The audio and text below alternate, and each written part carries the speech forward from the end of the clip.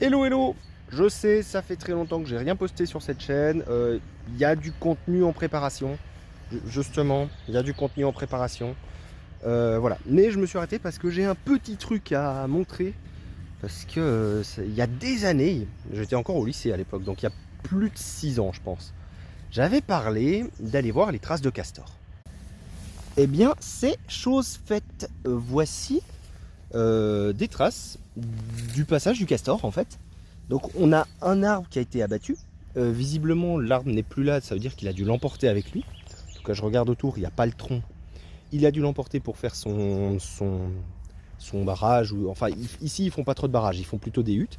Et sinon on a tous ces arbres là qui sont rongés à la base. Et en fait tout ça c'est le passage des castors qui ont attaqué les arbres. Tac. Donc ils vont réguler quelque peu la forêt, la clairsemer et tout. Et surtout faire...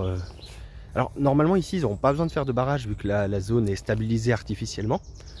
Mais ils vont pouvoir faire des huttes et tout dans la rivière. Et voilà. Donc voilà, il m'aura fallu quelques années pour honorer cette proposition. Mais c'est bon, c'est fait. On a vu les traces de castor. Prochaine étape, photographier un castor.